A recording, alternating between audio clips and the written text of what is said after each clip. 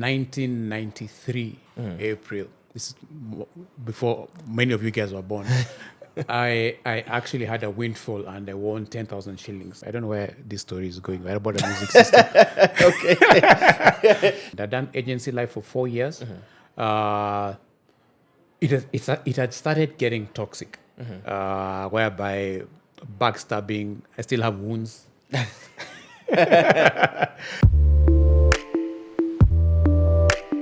Hey guys, welcome to Financially Incorrect. Today we have another episode. I'm excited about this. Today we're going to talk about the photography and videography industry in Kenya. I'm looking forward to all the gems that we're going to get from there. But just to give you guys a heads up, we have a live podcast event coming up on the 24th.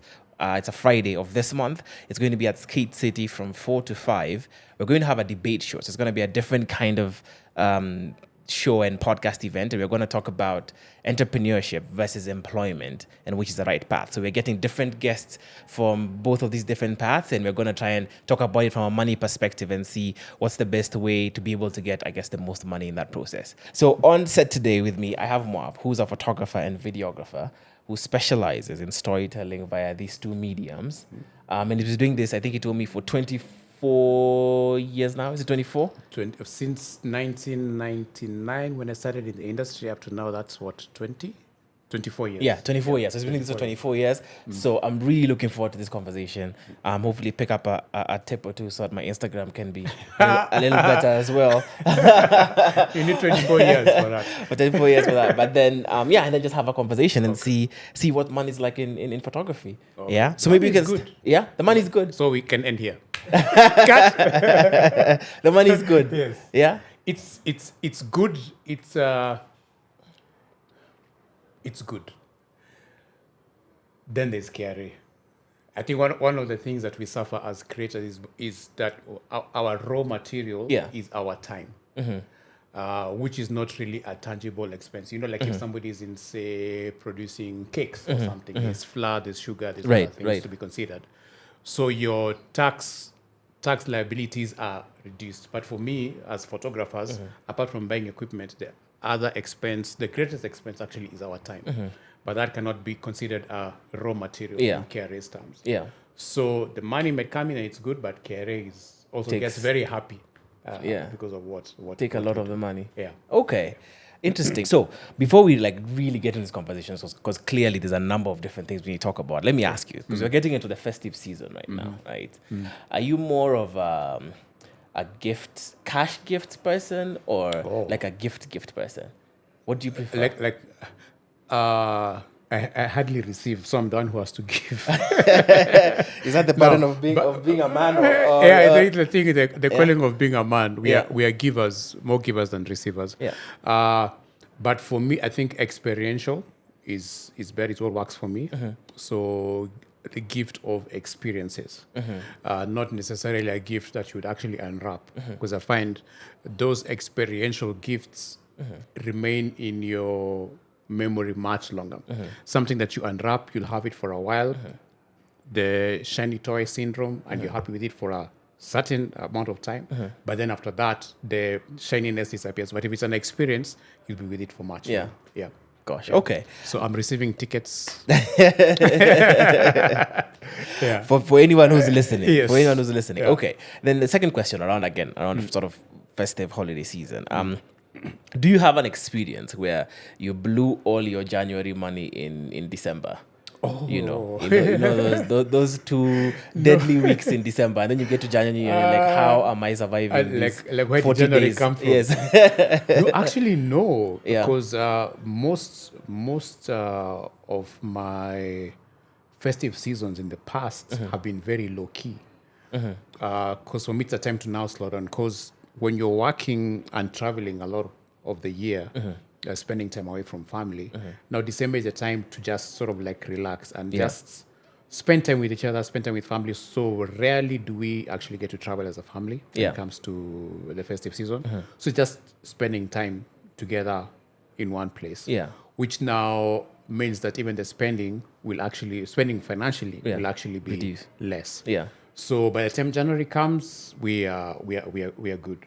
Okay. One of the things that you've just taken me way back. That was oh man, this is like 25 plus years ago. Something that I used to do to get money during the festive season. You know the way you have, I don't know if it happens nowadays, but Christmas decorations on windows.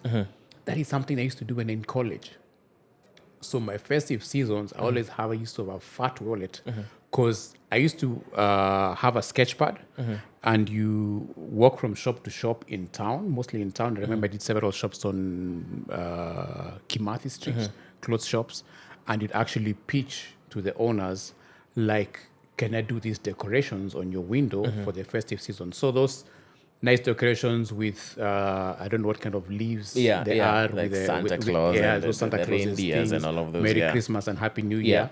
I did that when in college, and I was balling back then. How much would you charge someone for that? I used to charge, I think, 300 shillings a window. I think the most I ever charged was 400. I did it for, I think, 2 or 3 years, and it was some good money. And how long would it take you to do one window in a day? How many hours? I do maybe like, can I remember? Maybe like 3-4 hours to do a window. Okay. So when you're in college, you're still staying at home. Your parents are giving you pocket money, bus fare, and all that. So it's just extra money for you to spend. But I can't even remember what I spent the money on, man. I should have opened a trading account or something. Back then. Okay. Where do you form your concept of money and how you value money? Where does that stem from? That's a good question. I'd say maybe from my parents. From quite an early age, I learned to be sort of like, I got introduced into the culture of saving. But it was saving not for a rainy day, as people do nowadays, but it's saving to be able to acquire something that I want, something that I have my eyes on. In 1993, April, this is before many of you guys were born, I actually had a windfall and I won 10,000 shillings. There used to be a competition run by Farmer's Choice called Bona Sausage, whereby the thing was you'd actually go to a fish and chips shop, and then when asking for your order, you say the magic word was Nipe sausage is a Farmer's Choice. I don't think there was any other competitor, but just saying Farmer's Choice sausages will actually win you some money. It used to be 1,500 shillings, and then they switched it up to 10,000 shillings. So it was during the holiday. I remember Easter holidays. I was in high school. So my parents, starting with my mom, ran a secretarial services bureau in town at Shiana House. And that's where we spent our holidays. That is where we learned, my siblings and I, and including some cousins, learned things like typing, learned things like working with computers, photocopy, sending a fax, which nobody does nowadays. That's where we learned that. So in a way, we were learning life skills and business skills while still making money for the family. It was like a training ground for all of us. So it's the school holidays, we've been sent lunchtime and told, go get some food for all of us. And then went and said, chips are from, sausage the Farmer's Choice. I got 10,000 bob. What was his name? He was a Farmer's Choice marketing manager for many years. And he has an Alfa Romeo, one of the most rarest Alphas. Man, I've put it in the comments if you remember him. So I got some money, and with that, I bought a music system. I don't know where this story is going, but I bought a music system. Okay. You're talking about your value. But I think I should have thought of doing something like even banking it, putting it in a fixed deposit account, or considering investing in stock market. I mean, how old were you at the time? I was 16, 17. Okay.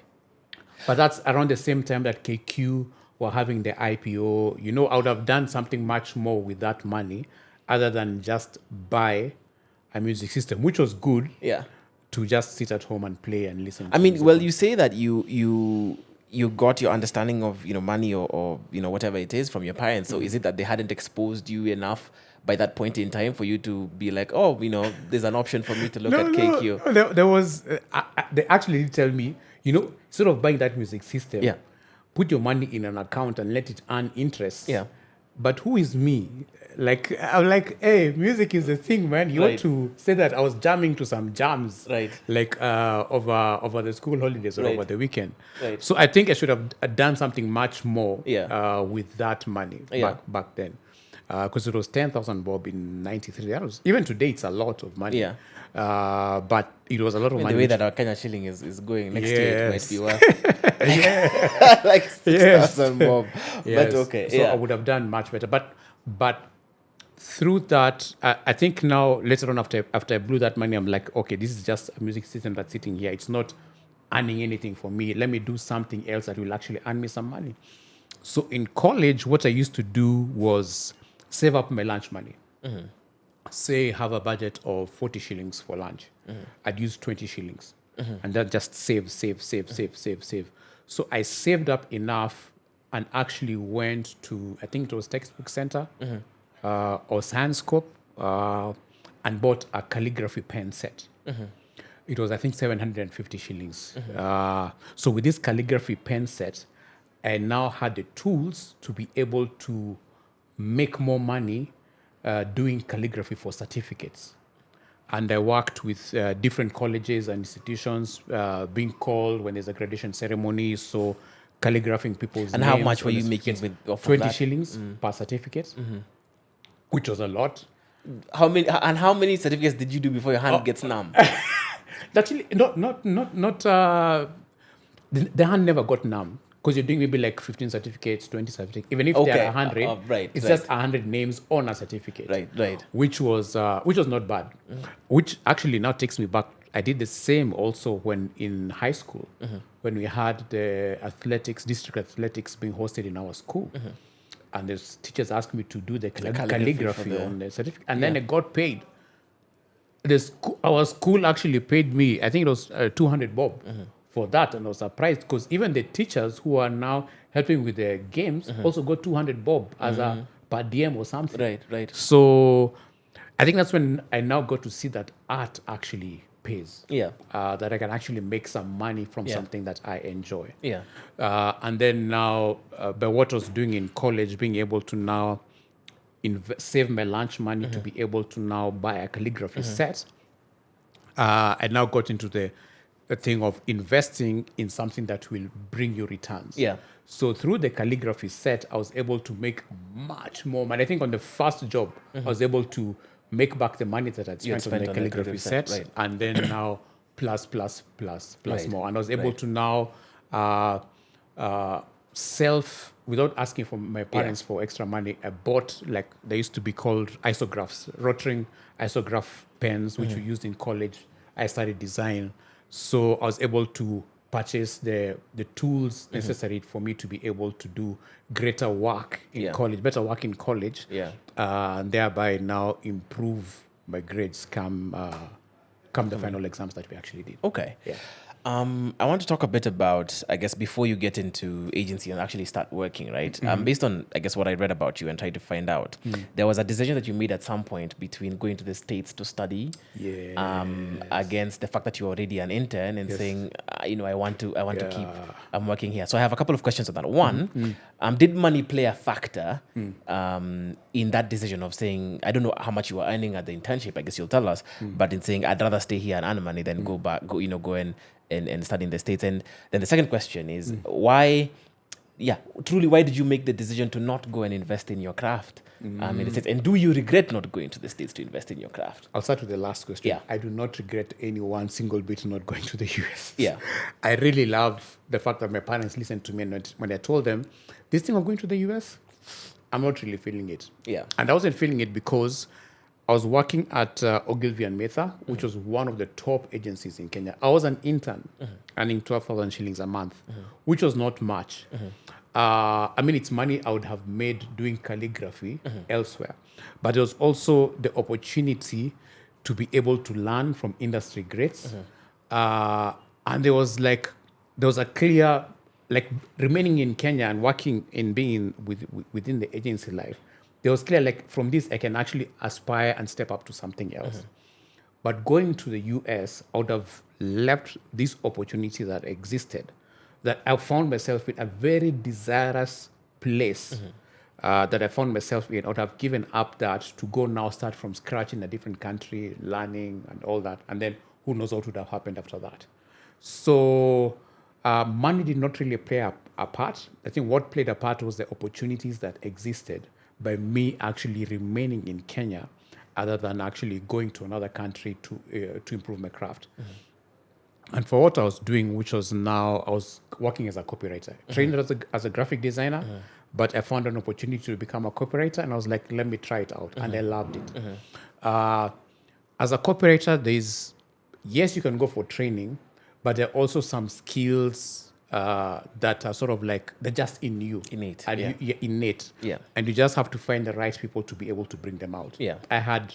I had the likes of Eric Davi, Teddy Muthusi, who are industry greats, people who are actually respected and are still respected up to this day because of what they did.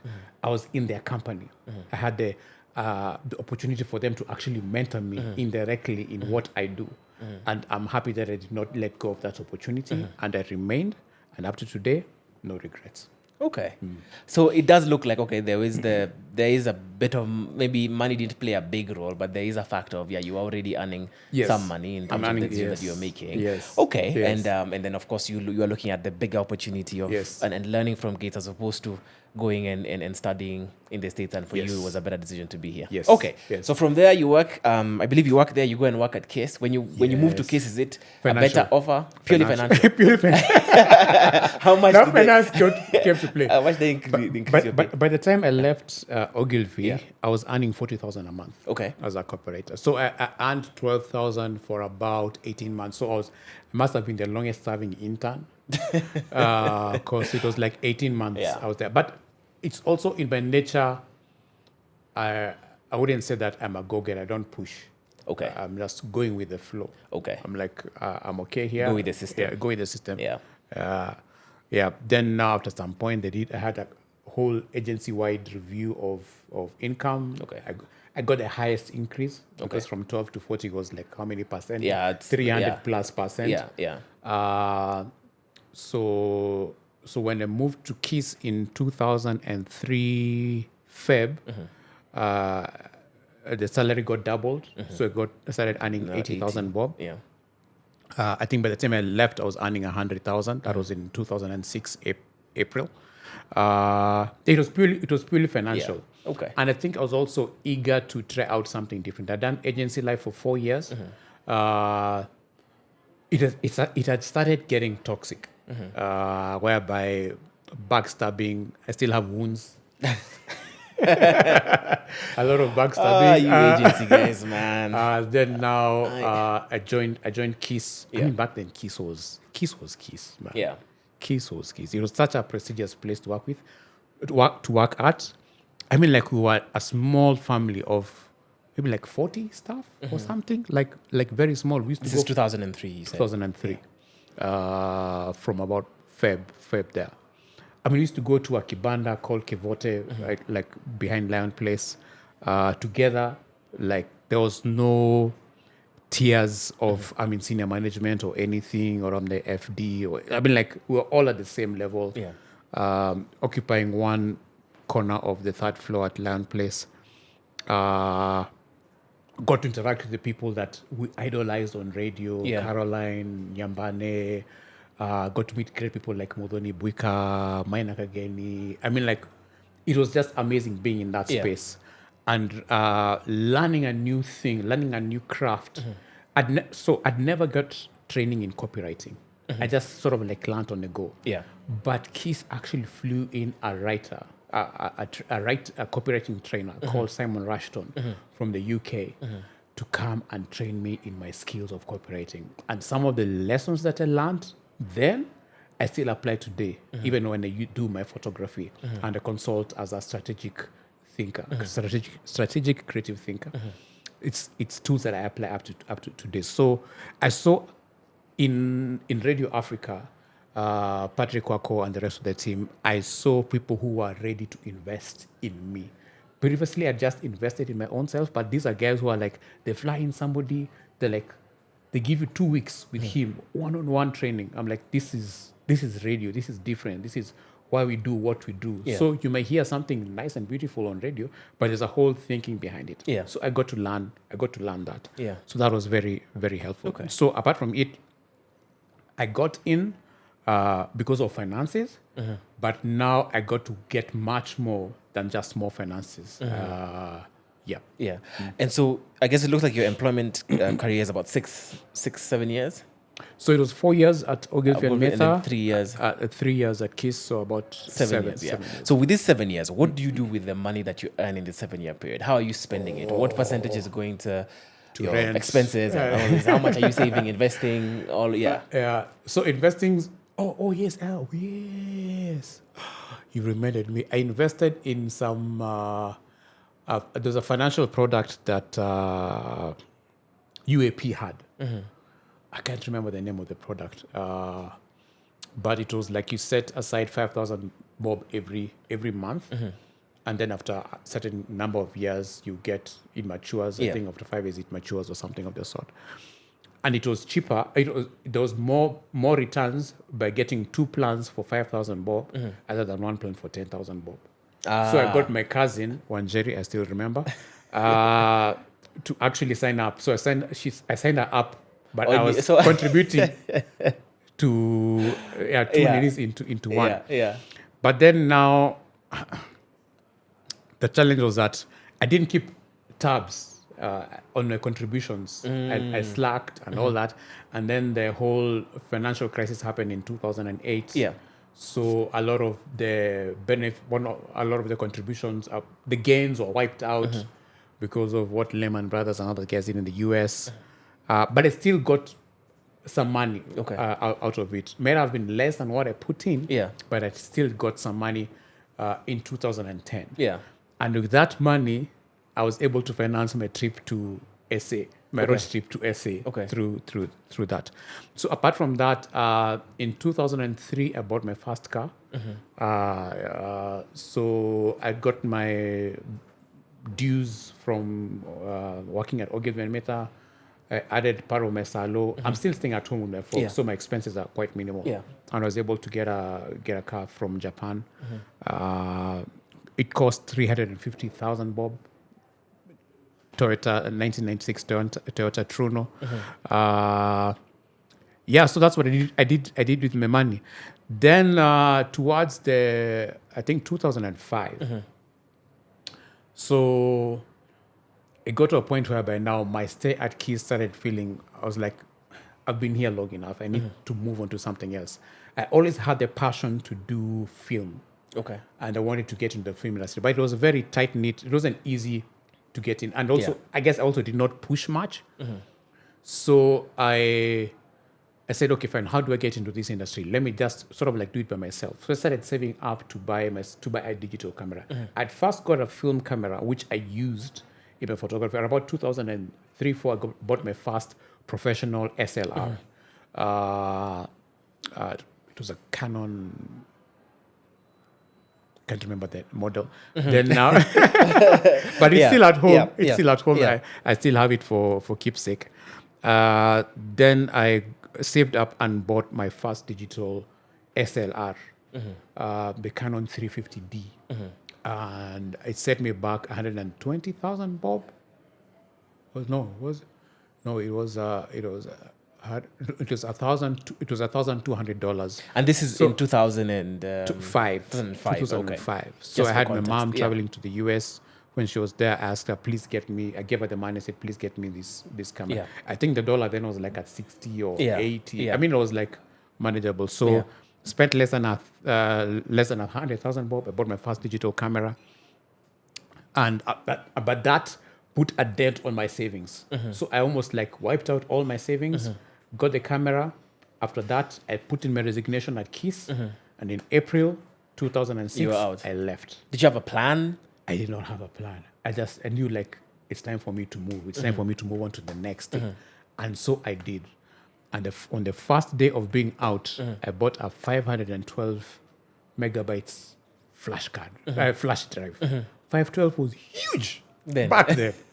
And so now that what it did is that it gave me the opportunity to work at home and deliver things like scripts and images to clients because I had now a flash drive. Because we still couldn't send files. There wasn't WeTransfer, there wasn't Google Drive and all that. Right. So I had the camera, I had a flash drive, and I was ready to get into photography.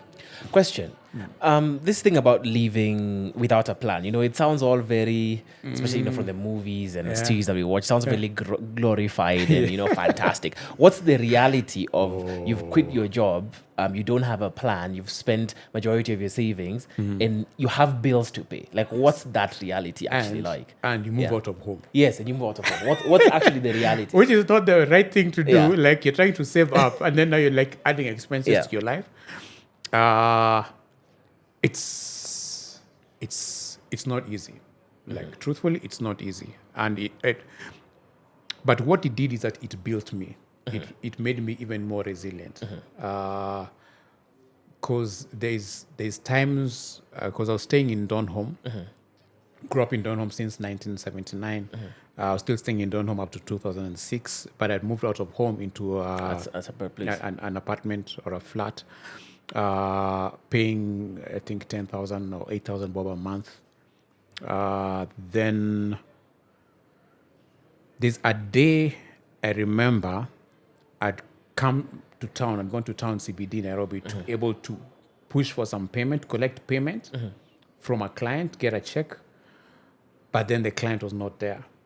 And they knew I have, I think, 40 shillings only on me, and they needed to get back home before it's peak hour, before the fares go up from 3 or 4 o'clock. So that's the reality. There's sometimes you have to now make decisions because you don't have what people might consider normal, like fare money to take you back home. You do not have enough, and you have to now make the sacrifice. So whereas I would have maybe picked my matatu from commercial, I had to walk down to OTC and get into a matatu whereby I'll now go standing because that's the money that I can afford. That's the money that I have on me. I don't have any other money. You get to a point whereby now you even consider skipping meals to be able to, like, before this money comes from the client, I have maybe like this money and I need to now stretch it. And how do we stretch it? Maybe instead of doing 3 meals a day or having maybe like a hearty breakfast, just do your China bread, chai and now bread. And then that will be it. Just trying to make sacrifices and cutbacks and trying to see where exactly can you serve. And what does that do for your psyche? What does that do for your psyche in... It made me question the decisions that I made. I'm like, was quitting really the thing to do? Should I have really quit? Like, did I quit at the right time? But then you get encouraging things like being called back by Radio Africa saying, hey, we've hired some guys, please come and train them. In the same training that you received from Simon Rushton, come and give it to them for like 2 weeks. And out of that, you get paid. And you're like, oh, okay, this is nice. I'm still getting some money. My sister, Sue, just sending me money out of the blues. We're not even in M-Pesa then, I don't know. I can't remember how she sent the money into my, must have been into my account. She's like, hey, what's your account number? I thought I should buy you some lunch. And just getting those kind of things. There's a guy called George Jaoko, whom I'll never forget up to this day, because he started an agency at the same time that I quit my job. And he got me on as a photographer. So we did a lot of jobs together. I was like his principal photographer because I had a digital camera. Not many guys had digital cameras, and we were able to now to shoot, and he was able to deliver calendars to Kenel Kobil and to other clients. So those kind of sort of like encouragements are what kept me going. Like, there isn't the guarantee of a paycheck at the end of the month, but there'll be small encouraging financial incomes during the month that will just keep you going. Like, you do not know where the next one will come from, but if I quit now, why should I quit now to go back to where I was? Like, let me just keep on doing this. So it is quite hard. It's hard. Where and when does the breakthrough happen? Like, and what's the, if you were to sort of look back and try and see, like, this was my breakthrough moment that allowed for this to shift, what would you attribute that to? I'd say it is at the end of 2006. So when at KISS, I met a guy called Granton Samboja, the former governor for Taita Taveta. He was a radio presenter then. He actually was one of the first presenters at Classic, when it's the Classic 105 when it started. He used to be a Citizen, huge guy. He was actually the #1 radio presenter in Kenya. Research proves that. So he moved to Classic. And then now, when I was doing the training for the new writers at KISS, he tells me, hey, I have a friend called, James Mwangi of Equity Bank? Like, yeah, I know him. Now, he's there looking for an agency. I know you've done these agency things. Do you think you can maybe do something, go, and maybe just go present to them? I'm like, yeah. So now I called. Back then, there was a flash guru in Kenya. There was a guy called Fadi Rostom, business partner and very good friend up to today. Now, Fadi was designing the KISS FM website. He and a guy called George Ikua. Okay, I can't remember. No, let's just say Fadi was doing their website. Right. And he was the Flash guy. Back then, Flash, before HTML5, and other things, was something called Flash. So he was the Flash guru and he was doing stuff for the KISS website and all that. And then I told him, hey, Fadi, so I've been told Equity are looking for an agency. Do you think we can go present and see what they have? And then I called a buddy of mine who was now in video production called Angelo Kinwa, running Big Ideas Entertainment. I'm like, hey, Angelo, we go do this thing. So we went as 3 different companies. We just went for a meeting with our marketing team. They told us, this is what we do, this is what Equity Bank is about. We're all about the small guy. But we find these other agencies telling us we need to be big as a big bank. And anybody like, no, us guys are, of them Kulima, because those are our roots. And we can't alienate the guys whom we've been serving for so many years. So we listened to them. We said, okay, give us 2 weeks. 2 weeks we went. We presented some artworks and some radio scripts and TV scripts to them, which we thought would actually work for them. They uploaded at the end of the presentation. We're like, you mean this is that good? I was like, oh, yeah. They're like, man, you're the first people who actually now understand us, who exactly we are. You're not telling us to shift, to change to somebody we are not, but you fully understand us. And they said, okay, now you need to present to another agency in the World Bank, a department of the World Bank, because they are our partners in these things that we're doing. So the following week, went back, presented to the World Bank guys. They were happy. And then now we got hired. We did not even have a company name. We did not have an office. We had a Toshiba laptop. I had a small machine at home, which was writing scripts from. And we just got hired to be the agency for Equity Bank. So that was, I think, in December 2006. Yeah. What does being hired mean? Being hired means that you get into a contract with Equity Bank and they're saying each month we'll give you this amount of money, which was a lot back then. I can't disclose because I need to speak to them. I have to tell the other guys, are you okay with me saying this? But at the time it was the most money you guys had I'm seen. like, what? So the money is that almost like the agency that I worked for was getting paid. Now I'm getting paid, and with 3 guys, without an office, with hardly any expenses. But that's for our time. So we went, we got an office, walked into Elite Computers, said, hey, funga. So I remember we wrote the check. The check was like $1 million bobs or something. And the guy looked at it. He was like, I don't even know who you guys are. I don't know if this check will bounce or something. He said, okay, we'll wait for the check to clear. Then after that, we can now place your orders. Like, sawa. Because we had the money in the account. So now we did that. We got an office. We now started expanding the team. We grew the team up to where it is today. But it was nice finally doing something that I enjoyed for myself, being my own boss. Yeah. And it's nice that we had Fadi, level-headed Fadi was actually there, because me, I thought I would have just gone coastal, but like immediately, like, hey, Mombasa will realize. Yeah, but it was nice because now we now got on salaries, so it wasn't just getting money from there. Money has come in, let's spend. It was getting being paid in salaries, form, having somebody come in and now head the finance, do the finances, and everything has to go through him. That's David McCready.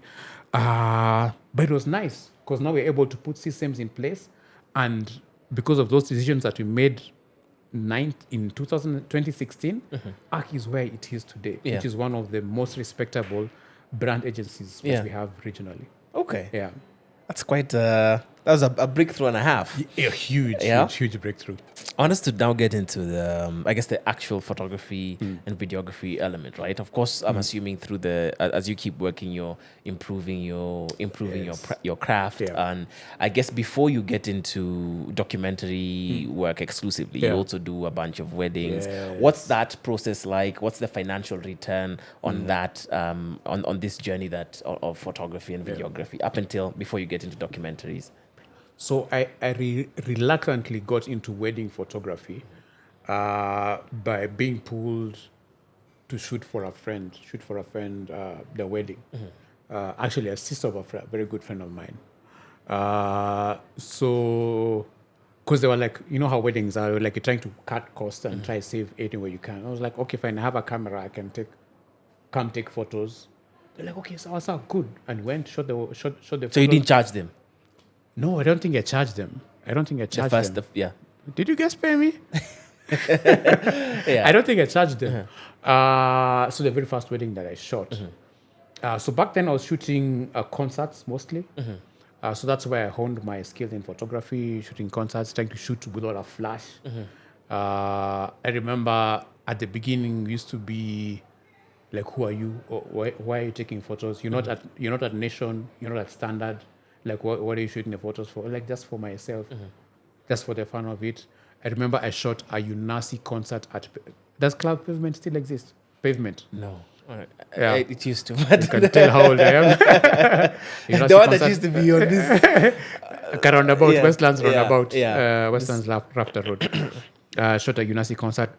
Bad images because I had not mastered the thing about ISO, increase your ISO.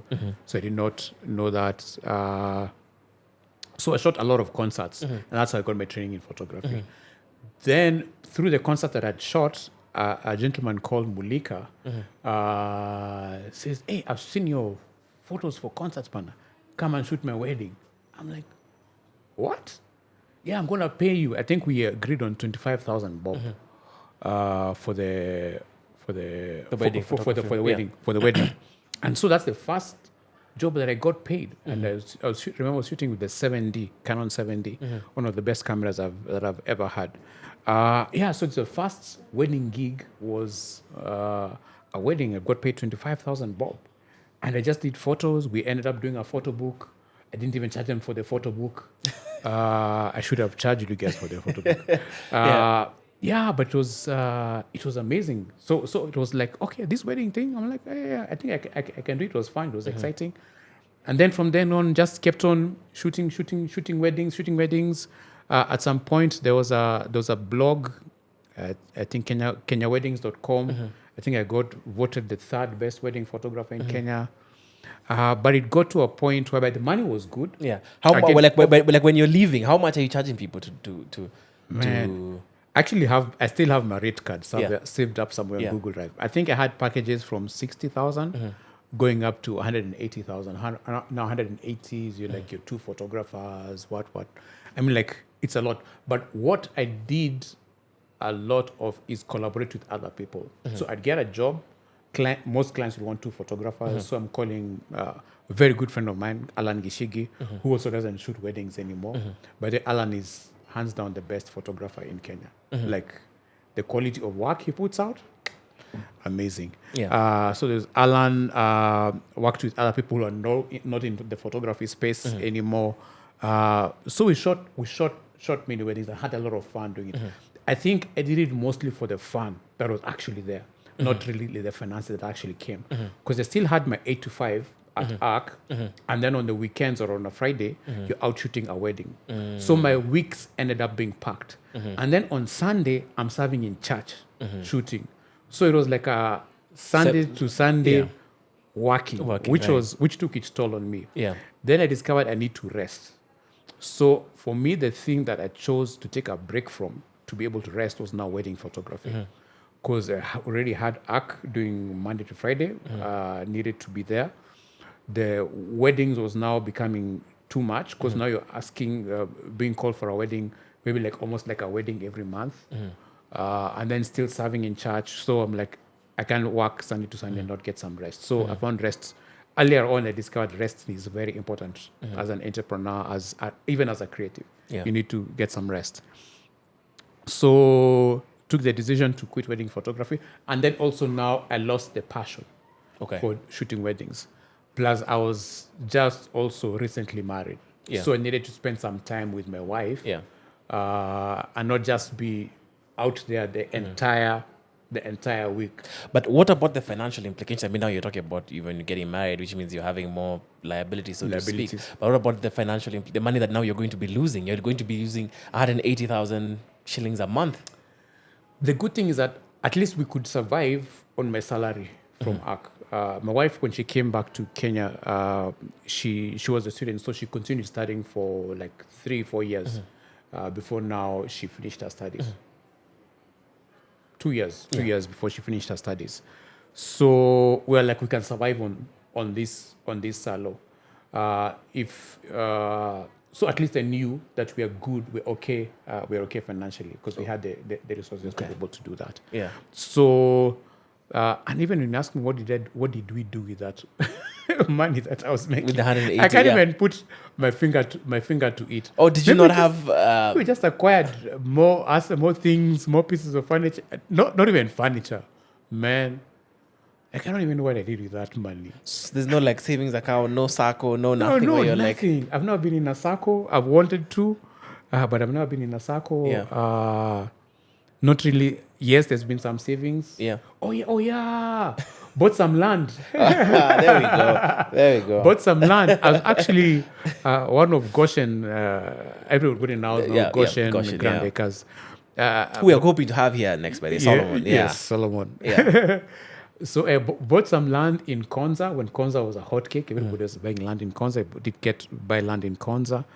Bought a drone, like one of the first. Back then, you could actually just walk into Kenya with a drone, not like now carriers. You need permits and clearances to be able to bring one into Kenya. I bought new gear.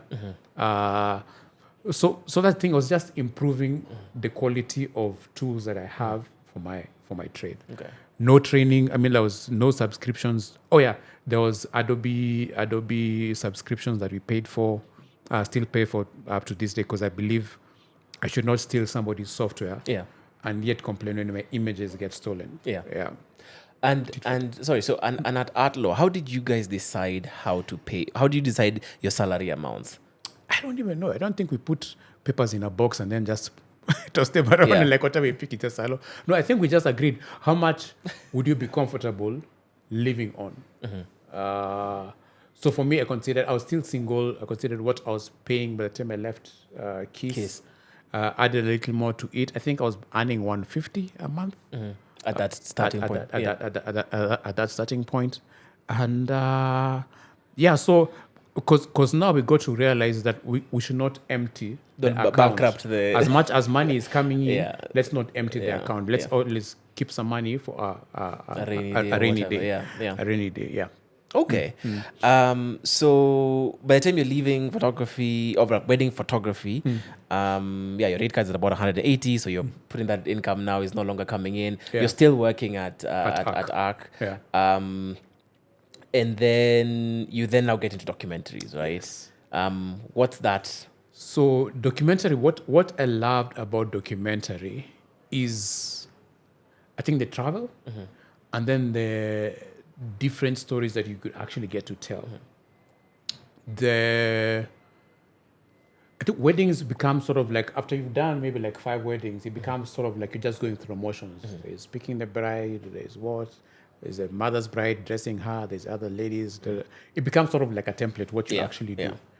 It's like conveyancing for law. Same thing. It's never gonna change. It's just the same. It's just the same. Say I do, kiss the bride. Okay, now toss the bouquet. Okay, now that's it. Evening party. How many different ways can you really toss the bouquet? Yes. There's only backwards, not Right. It never changes. Right. But documentary give the opportunity to do now things that are different. You get to go meet different people. The very first documentary gig I did was in Burundi. And so a guy who was within high school, Alex Mwarv, I think he was a year or two behind me. He was now working in comms at a company called FH Kenya. And he calls me and says, hey, I've been seeing your concert photography. Again, somebody else who saw my concert work. And now we need to go document a project in Burundi. Is it something that you can do? I was like, yeah, sure. And I think I got paid $400 a day for that, which was actually not bad money. For somebody who's getting started into documentary photography. Yeah, right now it's like 60 G's a day, but back then it was maybe like 30 something thousand a day, which was good. So went to Burundi, shot that, came back. Those images are not the best I've ever shot, but there's an image I captured there which they use up to this day, which was a child receiving vitamin A immunization. They're like, we have never seen any other image in all those years like this one. We use it up to this day. And so something, small tangent. When in Burundi, we were at a town called Nyanza-Lake, which is on the shores of the Lake Tanganyika. And over lunch hour, we see some young boys jumping into the lake, doing like flips into the lake. And it looks so amazing. I told my clients, like, hey, I just want to go take photos of those boys because it looks so cool. And they went and they shot. And then it was not through charades because they're speaking a language I don't understand. Me, I'm on Swahili. Them, they don't speak Swahili or English. I don't speak French, apart from saying French toast and French kiss. So somehow we managed to communicate and they took their flips, they took photos. I posted them on my blog. And then now later when Instagram started, I posted them on Instagram and forgot about them. In I think it must have been 17 or 2016, I get an email from Penguin Random House, which is one of the big publishing companies in New York. They're like, hey, we saw this image you've posted. It was a silhouette of a child jumping into the water. They're like, we'd like to use this image for a cover that we're doing, and we're doing a story about a guy who grew up in Burundi. Can we use this image? How much will you charge us for it? So my wife and I were like, finally. So I went on Getty Images for reference, like how much do I charge these guys? I think a similar image on Getty was like $400 or $500. So we're like, okay, so maybe our image is not too good because it's a silhouette. You can't tell who exactly it is. So we told them $350. I said, yeah, you can get the image. Any issues of copyright? Because I said, no, you can't see the person's face, so it's okay. So it was about $350. This was now in the morning. I think later now, New York Times, I don't know, 8 hours behind. Now in the evening, they responded, thank you. We are happy that you've allowed us. They said it's okay, we can use the image. But we're thinking instead of $350, we'd like to give you $1,000. But I'm like, yes, I will accept. I will not refuse. So got paid $1,000 for that. Then now they got in touch after several weeks. They said, no, we're doing an audiobook. We'd like to license the image again. And then they paid $300 or something, or $450 for that. And then later they got in touch. Their company in the UK said, we're not doing a version for the Commonwealth countries. We'd like to license the image again. That was $1,200. Some guys from Spain got in touch with, said, we're doing a Spanish version of the book. We'd like to license the image. That was more money. So at the end of the day, I got to make like $3,000 from an image that I'd actually shot over lunch hour. So those kind of things, those kind of windfalls, financial windfalls, is what encouraged me. Because I'm like, yes, I have my 8 to 5, but you can randomly take an image that will actually give you your month's pay plus from a single image. I'm like, okay, so this photography thing is actually good, and documented photography is actually good. Other than have to toil for a whole day shooting a wedding, you can actually take one image that will actually now give you enough finances to take you for a while. Question though, is that a diamond in the rough though, in the sense that how many of those kinds of scenarios would the average photographer have in their career lifespan? You know, is it once a year, twice a year, three, 4 Might times? even be less. Yeah. Might even be less, because I've never made as much money from any other image, but that one image. And not even like, even if that book is on a bookshelf, you wouldn't tell that that's a Mwangi Kirubi image. You know, it's because it's just a silhouette. It's in fact the way they used it, it's almost like a motif. Yeah. So like, and it's the most it's not the best image, but it's an image that connected with somebody, and somebody attached value to it. That's the thing, as in photography, there's stuff that you will do that for you feel is just ish okay, but for somebody else they'll attach so much value to it, and you go like, I'm willing to pay you more than you think it's worth because of what it means to me. Like, even in photography nowadays, whatever we charge for our works, it's what somebody would actually earn a day. You're actually earning what somebody will earn in a month, or even 2 months. You're actually earning in a day, because somebody has attached value to whatever you're doing. But before that, you have to get to a point whereby now you attach value to whatever you do.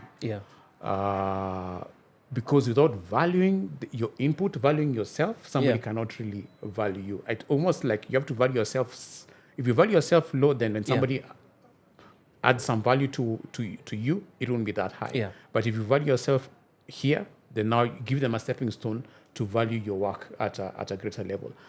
But as you said, it is rare for those opportunities whereby like one image will be able to bring you that. I think it gets to a point whereby the more accomplished, meaning that they've been there for longer, people who've made a name for themselves, they'll be like, you find people charging like $1 million, images being auctioned for $100,000, a single image of an elephant by David Lloyd or whoever, the wildlife photographer.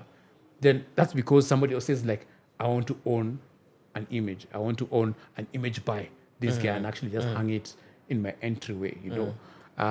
That will come. Okay. That's maybe what we all aspire to. But before then, we're still at the point of writing proposals and waiting for them to be accepted. How many of those opportunities exist in Kenya, where you're talking about auctioning photography, images for X amount of? Do we have that market in Kenya? I know, for example, I have a photographer friend who exports all of their work and all their exhibitions. Her name is Tandiwe Murio. All her exhibitions are in Europe and in America, and for lots of money. In fact, her image was used by Apple for their thing. I can imagine how much she was paid for that. Some good money, but not just 2 apples, I'm sure. Does that opportunity really exist in Kenya? It exists. It exists. It's just that you find those people are not they're not really on socials. You wouldn't get to hear about them. It's the same way that great artists like Ayub Bogada, the late, was more valued outside than he is here. I think it's the same for photographers like Tandiwe, and there are even other photographers who have more international recognition than local recognition, because somebody loves your work for what it is, or maybe even for who you are, from what you've gone through, or the story behind the image, which is not also something important. Like, are you able to attach a story to this single image? Like, say, this is Majumbo, the elephant, who hails from a line of what is the lineage he's been able to overcome poachers, what, but it still leads. Like adding a nice story to it. Then someone goes like, oh yeah, that is nice. Do you have a good local story? And by good local story, I mean like it's a story of a local image that was sold for X million shillings locally to a local, like a Kenyan person. I have a story of in 2013, I believe it was. Mutua Mateka, very respected photographer, had an exhibition at Sierra Lounge at the Aya Center, and he had one-off prints going for 200,000 a pop. I said 200,000 a pop or 100,000 a pop, but they went because he said that's when now sort of like he was rising from architecture to now becoming a photographer. And he had very unique perspective of Nairobi that we'd never seen before. And he had this huge, like 2 meter wide, 3 meter wide canvas prints. He said, these ones I'm doing only once, never again. And they were copped up quickly. Guys bought, I think there were like 8 or even or more. Can't remember the exact number. But people bought those prints. Not all on that night, but even later, they were available. And people actually bought them. And that was what, 10 years ago? So there is the opportunity. There are other photographers who, like, you won't find them on IG. I mean, they may be there on IG, on Loki, on Twitter, Loki, but they're actually making strides internationally. But we don't get to hear about them. So the opportunities are there. The opportunities are there, but we just almost like need to also make opportunities for ourselves to be able to get to that level. If we were to try and standardize photography and what people should be earning in this space, what would you say average, decent, IG famous photographer should be making in a year, do you think? That's there's so many variables. I've actually tried to work on a formula for that, and I've not really cracked it. But I guess this is general. It's not. I'm not an authority, but I say generally, as a photographer, you have gear. Maybe like your camera costs 200,000 bob. Camera with lenses. I know there's some that cost much more. Some cost much less. Say it's 200,000 bob. So you have your camera you want to use that camera for like 2 years. So that's maybe like 700 days. So 200,000 divided by 700 days, how much money per day is that? Then how many days do you shoot in a month? So maybe shoot 3 days. So I need to do numbers. But imagine your cost of acquiring a camera spread out over 2 years. Then your monthly cost, which is now your rent, your food, your entertainment, in a month. Then other expenses, we have software subscriptions and other expenses that are general, meeting clients, you're buying coffee, you're buying lunch, and all those things, all those expenses. So if your expenses, say maybe like in a month, are like 100,000 bob, you're shooting maybe 4 times a month. So that means you have to charge 25,000 for every single shoot that you have. But on top of that, you need to make a profit. So now you get to maybe like say you have to make an extra 5 Gs out of your profit. So now that's way you're able to arrive at your day rate as a photographer. So if you're shooting, so your day rate in this case would be maybe something like 30,000 bob or more. But then there's something called the value you create for a client through your work. So say in the finance space, you have Equity Bank, you have Absa, the big banks, and then you have your Wepesa Sacco, which is also a financial circle in Kapengure, in West Pokot. So they're both in the finance space, but the value you create from a day's shoot for Equity Bank or Absa will be much, much more than Wepesa Sacco. So you have to charge also depending on who the client or who exactly you're shooting for. There's times also, like I know I've taken calculated risks whereby you undercharge a client because of the opportunities they that can provide actually exist. And the beauty of having that client on your portfolio and saying, hey, I've already shot for these guys, I've shot for this, I've shot for Nike, or I've shot for Absa, you know. It now gives other clients confidence, like, hey, if these guys could actually trust you, then yeah. If the president of the country could actually trust you with taking his photos, then I think you can actually come take photos of our board of directors. That was actually a question I was going to ask you. How much do you charge the president to take his photo? How much is the president worth? It depends on which president. So actually interesting. It wasn't much. Really? It wasn't much. Yeah, like we didn't, like, okay, in terms of day rate, it was above my day rate. Okay. And it was what fraction above your day rate? 10%, 20%, 200%? More than 200%. Okay. 200%. 20 is two times. Yeah. 20%. Yeah. Oh yeah. So you just double your rate. Yeah. So it was that, and interestingly, I'm the one who was told what it would be, what the pay would be. Oh, you were told. I was told. Yeah. And I would have actually charged less. Okay. But for me, I was like, even if I'm going to do this for free, for the benefit of having this in my portfolio, yes, I will. And again, I got Alan Gishigi, Kenya's best photographer, to actually now be with me on that shoot. Because I went to the shoot, I was like, I can't hack this one by myself. I need to call the person who I know can actually do it. So that really helped. The beauty about collaboration, not keeping all work for yourself, but actually partnering with people who can actually now help you get to where you need to be. Because if I went solo, I would not be known as the guy who shot the president's photos. Yeah. I would be known as that guy who shot bad photos that they had to get somebody else to come and do it again. Come and shoot. But that's the beauty of collaboration, especially in the creative space. Okay. Yeah. So, I mean, but a frank answer to my question still, how much should the average photographer be making a year right now in the market that we're in? $1 million, 2 million, 3 million? I mean, I know there's a million variables. Easily more.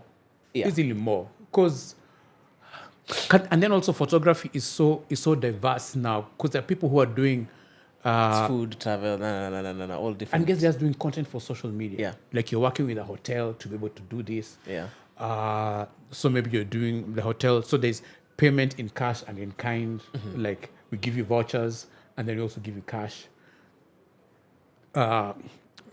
So I wouldn't say, because and then also, your experience in the game also matters. Okay. Of course, as an entry-level photographer, you're just getting started. Maybe you've been in it for like a year, 2 years. You don't have great overheads. Yeah. You're still a full photographer. Yeah. There's people who do like 3 projects a year, which is, I'd like to get there, where I just do 3 projects a year and then that's it.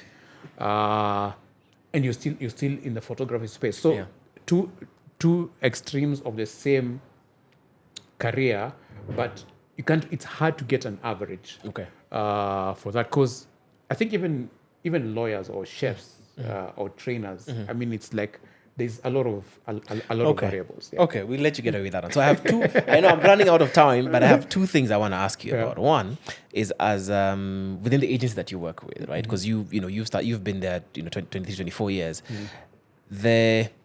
What the disruption of the photography and videography space has done for agencies or brands in an earning capacity. So, where, I mean, when did the first camera phone, I'm really excited, but it was a Samsung something. I think, I want to say 2003 or 4. I mean, we'll check and get the exact date here. But from that moment where at that point to be able to shoot an ad or whatever, and there were no influencers and anything. So all the money was literally coming through all the agencies, right? And what that shift has been like as a result of the disruption of, the photography space and the videography space, and your earning abilities or capabilities. Agencies have really been hit. Let me say advertising agencies have taken a hit because of not just agencies alone, even media houses have really been. Microcomputing has really changed things. The thing that you can actually have a device that you're moving around, you're making calls with, can become a tool for sharing information and sharing news, and even communicating with a wider audience has really changed what agencies are able to earn or even charge. I know even for us as established photographers, we've also been affected. The fact that you may say that you're going to charge a client 60,000 bob, and then so no, this guy's going to charge me 10 Gs. Is a guy in college living in halls of residence, so their rent is like a fraction of what you're paying. The overheads are next to nil. They have places where you can actually hire, so they don't have to buy the camera. They can just hire it for like 5 A fraction Gs. of the cost. Yeah, a fraction of the cost. You spent $500,000 acquiring your gear. This guy spent 5,000 bob. And rent it. Yeah, to get the gear that he wants. So those are the things that have actually affected what agencies and even established photographers are actually earning. Yeah. But I will not complain. I will not. It's for me to now sort of like, as somebody who's, say, in the agency world and somebody who's in the photography world, to now find new avenues of income. How else can I get more revenue for what I'm doing, knowing that the competition is increasing by the day, and still give those guys a stepping stone to be able to elevate them. So not talk down to them, not look down on them, because that was done for me. Yeah. Like when starting out shooting film, and I approached one of the big photographers who was working at Nation, asking him for tips, and he straight down said, Forget it. yeah, forget it. But not give somebody a helping hand, because now that guy who you give a helping hand today, when he gets, like, I know there's a friend of mine who called me recently. It's like, hey, I've gotten this gig and I do not know how to do it. Please come and help me. And then I get to collaborate with somebody like that. But if you talk down to them, then you will have no opportunity to actually get revenue, and also now get revenue provide, and also now help somebody else. Okay. So agency incomes, advertising agencies income have really changed, because you can no longer afford to charge the amount of money they were charging and getting commissions out of that. Yeah.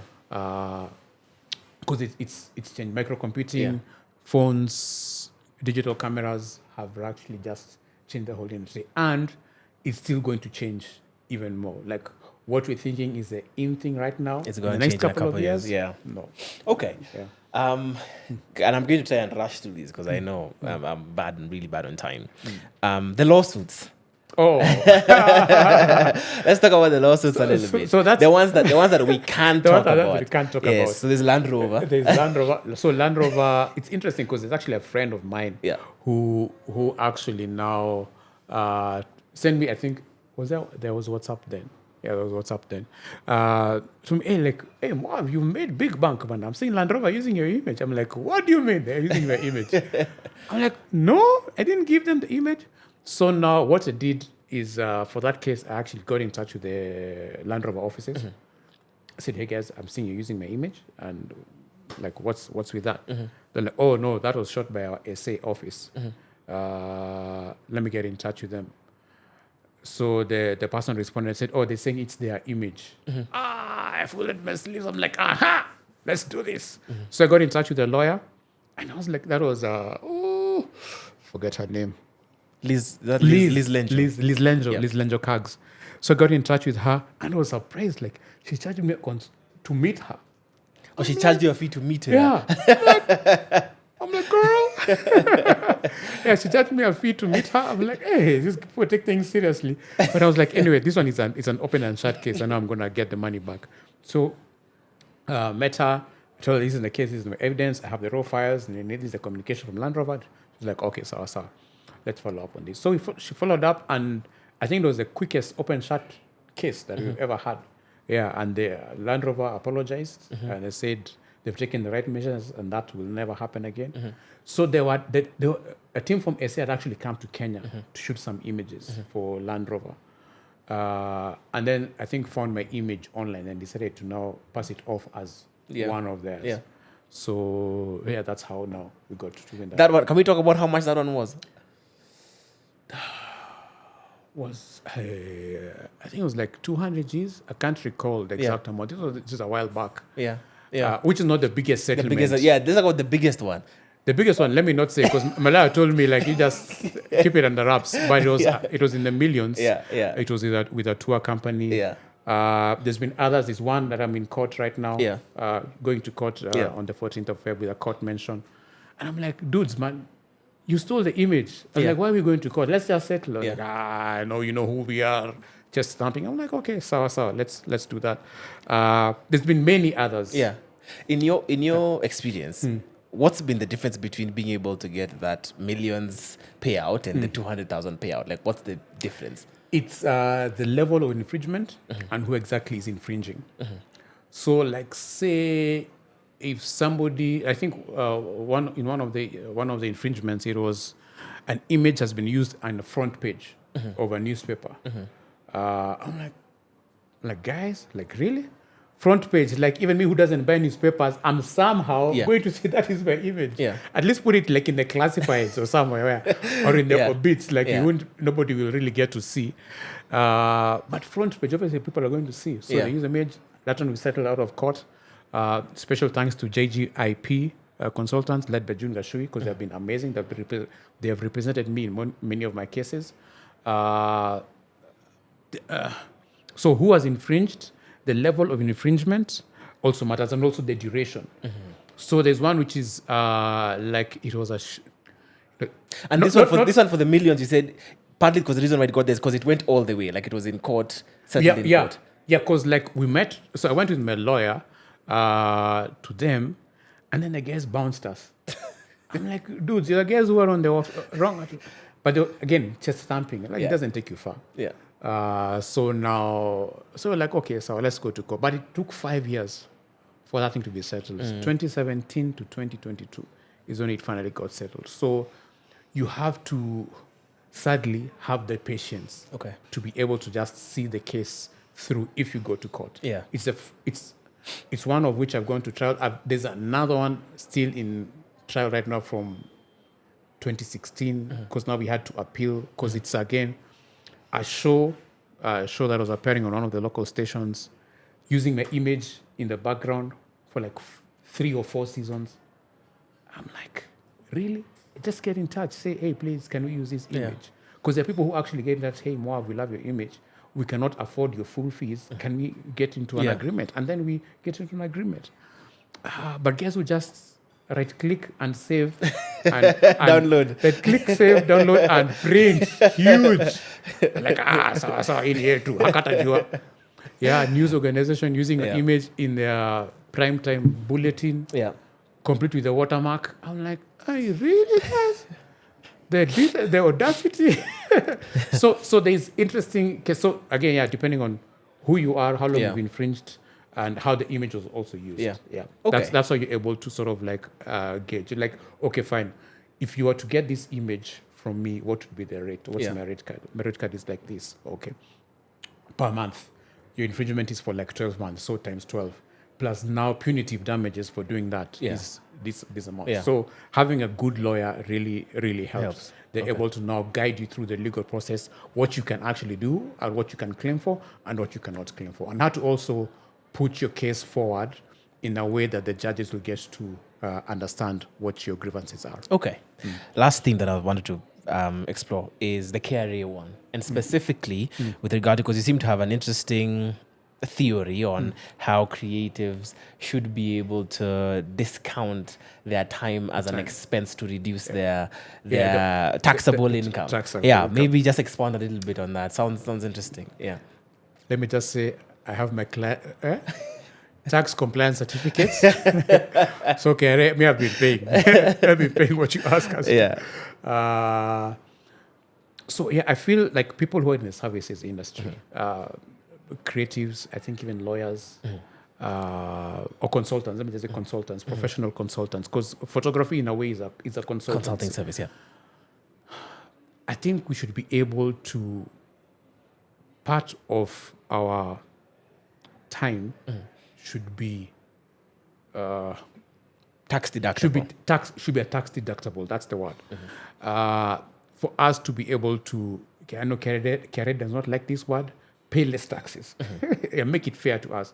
And at the end of the day, that extra income you give us, we'll still spend it in this country. So you will still collect through VAT and excise and catering levies and all those other levies. You'll still get it to you. But I think it should be less. I like the way you had compared it to the like a coffee industry before. Maybe you could give that illustration. So like say somebody who's in baking. Yeah. Somebody who's in baking. They have flour, you have sugar, you have ovens, you have all that. There's tangible. There's receipts.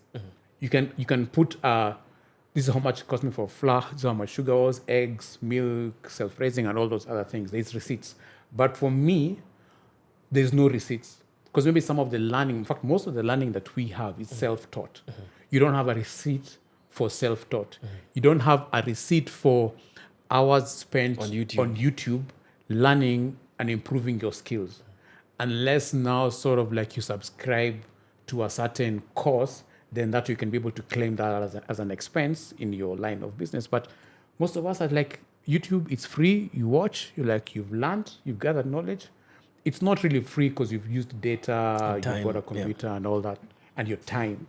So I think, time should be a tax deductible when it comes to consultants. Yeah. Yeah. Okay, that's interesting. And all the people said, all the consultants said, amen.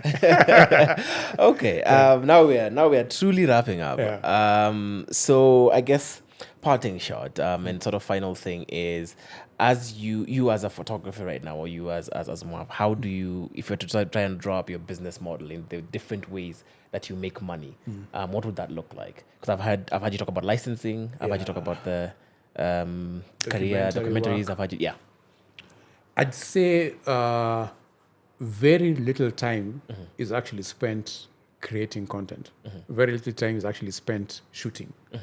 And most of the time you're actually sending proposals, responding to RFPs, sending out proposals, learning as well, editing as well, communicating with potential clients, consulting, just on the phone with the client, hey, what are you guys doing? Can we do something?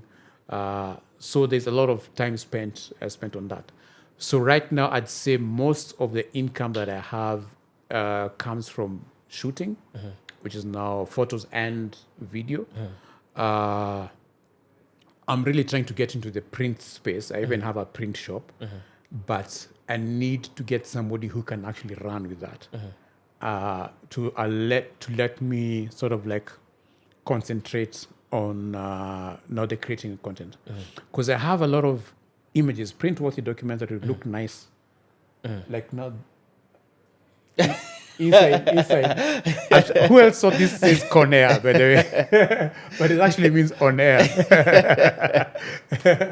Yeah. So yeah, because I think our walls a lot. Like I see guys selling pictures of New York, right, on the street in Nairobi, and people buying people a cute dog or a puppy with some Bible verse. I'm like, okay, sawa. But I think the fact that they're still making those guys are actually making sales is because we as photographers haven't made our work available. Yeah. So those guys are actually meeting a need in the market. I need to respond. Let's say I need to respond to the need that market has. That the market has, which is now prints. So prints is something that I'm really trying to get into. I'm happy people like Mutua. Sorry. Mutua has actually done that very well. He has merchandise of T-shirts. Which Collins wearing one. Yeah, Collins is wearing one. He has his prints in people's homes. In fact, Collins you need to get another one because that shirt, that collar, it's tired. Anyway, it's Nairobi. You had it for like 4 years. Anyway, time for a new one. There's more opportunities. I'd actually also want to get into the training space. But because like I tried training once and it bombed on me because my work means going out to shoot. So I can't let go of people I'm training to go shoot. So you're turning down jobs because you're committed to a certain group of students that you're actually training in the world. So really trying to get into the online training space. So have your course somewhere online for people to actually now learn from my mistakes, learn from my experiences, and in a way get to share the knowledge that I have with others. Because what I would like to do is to die empty. die in a way that I have nothing left to give. I have expanded my all. That I've shared all the knowledge and all the experience that I have with people who are starting in the game, people who are already in the game, or people who even just considering to get into the game. Yeah. Just share with, because there's no beauty about me going to the grave With full of information that is just within me. It would make a better corpse. Yeah. You know, just die empty. Okay. Yeah. Die empty. In 3 words, was it worth it, photography? And the journey that you took? Yes. You think so? No regrets? No regrets. Oh man, you've just mentioned 2 songs that I love by Lecrae. Was it worth it? And no regrets. No regrets. That was not on purpose. That was not on purpose. Yeah, but definitely, I don't think I'd be doing anything else. Maybe I'd get into now shaping policy for the industry and for communications. I'd really love to get into that shaping the space thing, which means now I'll need to also now go get into training, because I have a diploma. It's worked well up to now, but I feel that I'm getting into a space whereby now I will not get the recognition. I will not be recognized for the hours, for the 24 years that I've had in the industry. Now people are like, what papers do you have? Do you have a degree, a doctorate, a master's, a PhD? So now that's where I think I'll be heading to the next couple of years. Okay. Yeah. Interesting. Thanks, Mwarv.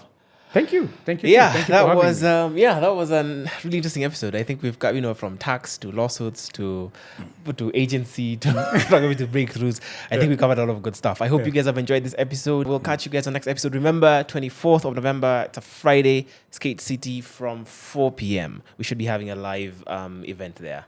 We'll see you guys then.